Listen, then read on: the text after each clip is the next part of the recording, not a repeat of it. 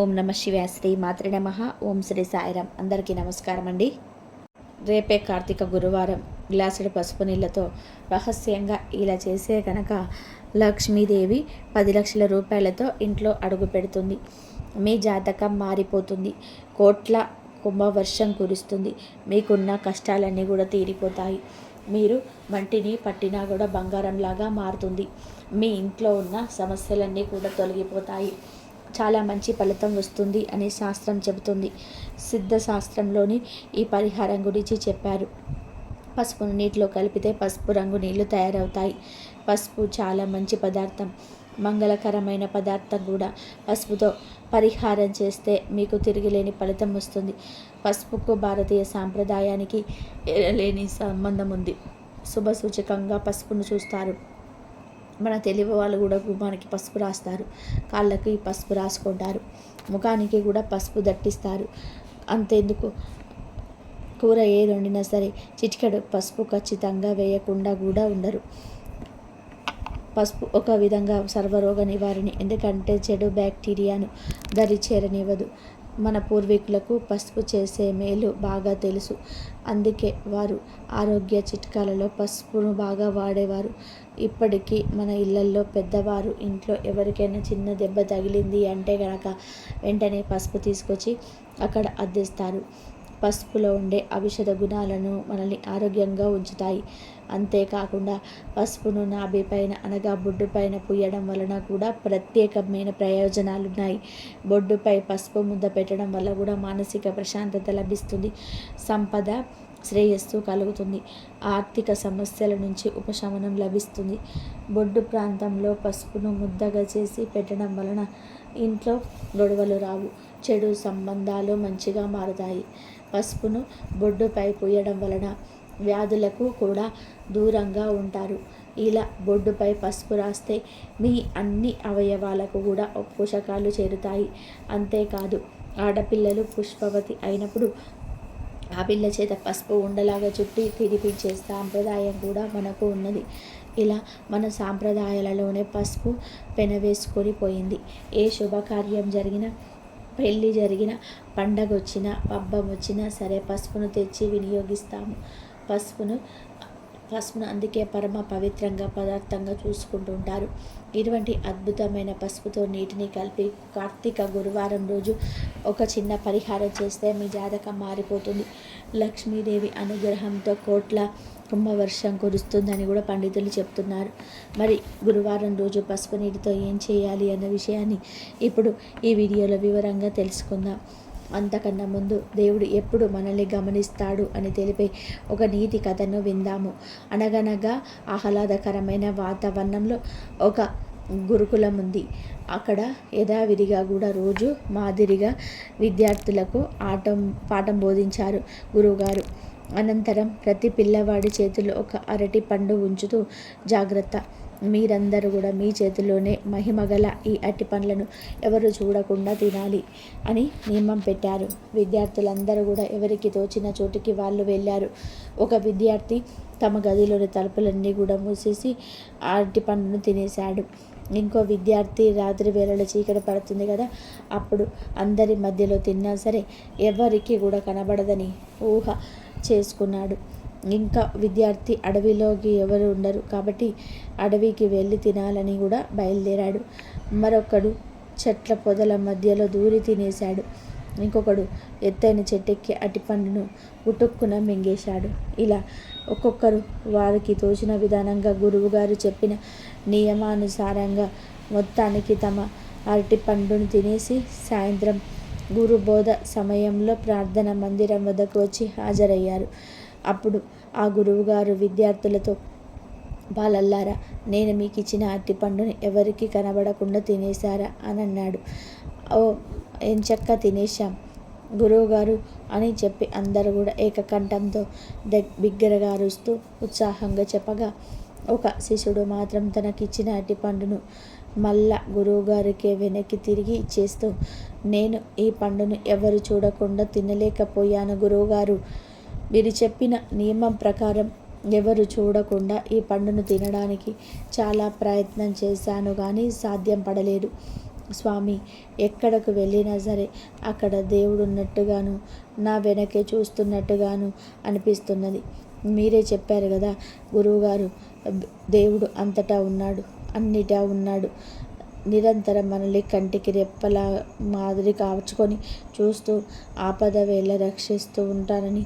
అందుకే ఈ పండును తినలేకపోయాను, నన్ను క్షమించగలరు అని ప్రాధేయపడ్డాడు.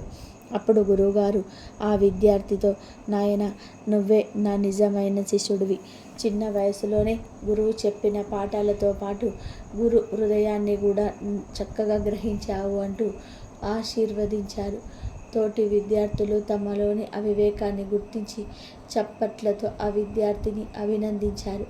ఇక వీడియోలోకి వస్తే, కార్తీక గురువారం అంటే లక్ష్మీదేవికి చాలా ఇష్టం. ఈరోజు లక్ష్మీదేవిని పూజిస్తే చాలా మంచిది.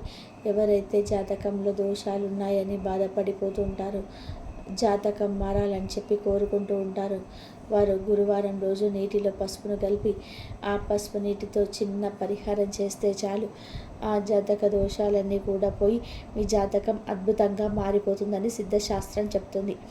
జాతకం కోసమే కాదు, ఆర్థిక కష్టాలు, నష్టాలు, ఆటంకాలన్నీ ఉన్నాయని బాధపడేవారు, పిల్లలు మాట వినటం లేదని చెప్పి దిగులు పడేవారు, ఆరోగ్య సమస్యలు ఉన్నవారు, ఇలా ఎవరైనా సరే కూడా ఈ పరిహారాన్ని చేసుకోవచ్చు. కానీ పగటిపూట ఈ పరిహారాన్ని చేయకూడదు. రాత్రి 6 నుండి 10 గంటల మధ్యలో మాత్రమే చేయాలి. అసలు ఏం చేయాలి అంటే ఏమీ లేదు. ముందు ఒక గ్లాసుడు నీళ్లు, స్వచ్ఛంగా ఉండే నీళ్ళు తీసుకోండి. తర్వాత ఆ నీటిలో ఒక స్పూన్ పసుపు వేయండి. పసుపు కలిపితే నీళ్ళు పసుపు రంగులోకి మారుతాయి. పసుపు రంగు అనేది గురుడికి ఎంతో ఇష్టమైన రంగు. గురుడికి గురువారానికి సంబంధం ఉంది కాబట్టి గురువారం రోజు ఈ పరిహారం చేసుకోవాలని సిద్ధశాస్త్రం చెప్తుంది. ముందు ఇలా పసుపు రంగు నీటిని తీసుకొని మీ చుట్టూ నీరే 7 సార్లు సవ్య దిశలో, 7 సార్లు అపసవ్య దిశలో దిష్టి తీసినట్టుగా తిప్పుకోండి. కుదరకపోతే మీ ఇంట్లో వారిని ఎవరైనా సరే పిలిచి ఆ పసుపు నీటితో దిష్టి తీసినట్టుగా తిప్పమని చెప్పండి. అలా తిప్పిన తర్వాత ఈ పసుపు నీటిని ఒక మట్టి ప్రమిదలో నువ్వుల నూనెతో ఒత్తులను తీసుకొని అరటి చెట్టు దగ్గరికి వెళ్ళండి. మీ అరటి చెట్టు దగ్గర ఉంటే, లేదా ఇరుగు పొరుగు వారి ఇంట్లో అరటి చెట్టు ఉంటే అక్కడికైనా వెళ్ళండి. వెళ్ళే ముందు ఈ పసుపు నీటిని అరటి చెట్టు మొదట్లో పోసేయండి. అలా పోసేసిన దాని మీదనే మట్టి ప్రమిదన పెట్టి 3 ఒత్తులు వేసి నువ్వుల నూనె పోసి దీపం వెలిగించండి. ఇలా దీపం వెలిగించిన తర్వాత మీ కోరికను అరటి చెట్టుకు చెప్పుకోండి. అరటి చెట్టు మీ ఇష్టదైవం అనుకుని, నాకున్న జాతక దోషాలని పోవాలి, ఆర్థిక సమస్యలు పోవాలి, నాకున్న కుటుంబం సంతోషంగా జీవించాలి అని మనస్ఫూర్తిగా మీ కోరికని చెప్పుకోండి. ఆ తర్వాత ఇంటికి వచ్చి ఇక మీ పనులు చేసుకోవచ్చు. కార్తీక గురువారం రోజు పసుపు నీటితో ఇలా చేస్తే ఖచ్చితంగా మీరు కోరిన కోరిక నెరవేరుతుంది. కాబట్టి మీరు కూడా గురువారం పసుపు నీటితో ఇప్పుడు ఈ పరిహారం చేసి శుభ ఫలితాలను పొందండి. ఈ కలియుగంలో అప్పుల సమస్యలు అందరినీ కూడా వేధిస్తూ ఉన్నాయి. దాదాపు అందరికీ అప్పుల సమస్యలు ఉంటూ ఉన్నాయి. ఇలాంటి అప్పుల సమస్యలు ఉన్నవారు గురువారం రోజు ఇప్పుడు చెప్పుకోబోయే ఈ చిన్న పరిహారం చేస్తే చాలు, ఈ కలియుగంలో వచ్చే కష్టాలన్నీ కూడా తొలగిపోతాయి, అప్పులన్నీ కూడా తీరిపోతాయి, వద్దన్న ధనం వస్తుందని పండితులు చెప్తున్నారు. మరి అప్పుల సమస్యల నుంచి బయటపడడానికి గురువారం రోజు ఉప్పుతో ఏం చేయాలో ఇప్పుడు మనం ఈ వీడియోలో తెలుసుకుందాం. ఈ రోజులో అందరికీ అప్పులున్నాయి. అప్పుల నుండి ఎలా బయటపడాలో తెలియక ప్రతి మనిషి సతమతం అవుతూ ఉన్నాడు. అప్పు తీర్చి 2 రోజులు అవ్వకముందే మళ్ళీ కొత్త అప్పులు చేయాల్సిన పరిస్థితులు వస్తాయి. ఇలాంటి దరిద్రం పోవాలంటే, అప్పుల బాధల నుంచి బయటపడాలంటే గురువారం రోజున చిన్న పరిహారం చేయాలి. ముందుగా ఒక మట్టి పాత్ర తీసుకోండి. గ్లాసుడు కొలతతో ఉండే పరిమాణంలో చిన్న మట్టి పాత్ర తీసుకోండి. ఆ మట్టి పాత్రలో గల్లులుప్పు వేయండి. అంటే పాత్ర నిండుగా పోయాలి. కుండలాగా ఆ పాత్రను ఉప్పుతో నింపేయాలి. ఇలా మట్టి పాత్రను ఉప్పుతో నింపిన తర్వాత ఆ ఉప్పు మీద ₹1 కాసు పెట్టాలి. ఈ రూపాయి బిళ్ళ మీద ఒక కుంకుమ బొట్టు పెట్టాలి.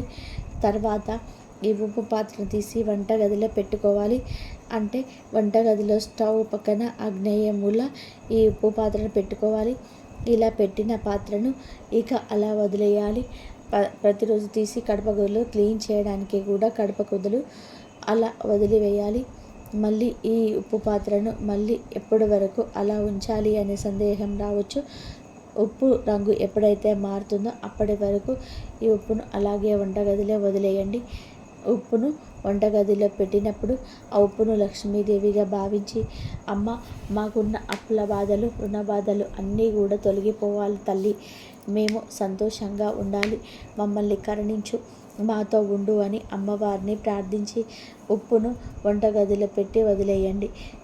కొన్ని రోజులకు ఈ ఉప్పు లేదా ఆకుపచ్చలోకి రంగులోకి మారుతుంది. అప్పుడు అంటే ఇలా రంగు మారిన తర్వాత ఉప్పును తీసి పాత్రలోని ఉప్పును ఎక్కడైనా సరే మట్టిలో కొంత తీసి పాతి పెట్టేయండి. ఉప్పు మీద పెట్టిన రూపాయి కాయను ఎవరైనా సరే యాచకులకు పిల్లలకు కానీ ఇచ్చేయండి. మట్టి పాత్రను కూడా ఎక్కడైనా సరే పడేయండి లేదా చెత్తలో పడేయండి.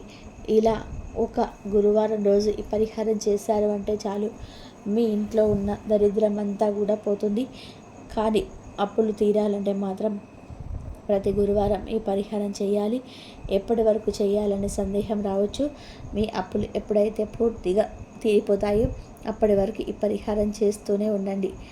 ఇలా ఉప్పు మరియు రూపాయి కాయంతో ఈ పరిహారం చేస్తే మీకు ఎలాంటి అప్పులు ఉన్నా సరే తీరిపోతాయి. అప్పులతో పాటు ఈ కలియుగంలో ఎదురయ్యే కష్టాలు కూడా తీరిపోతాయి.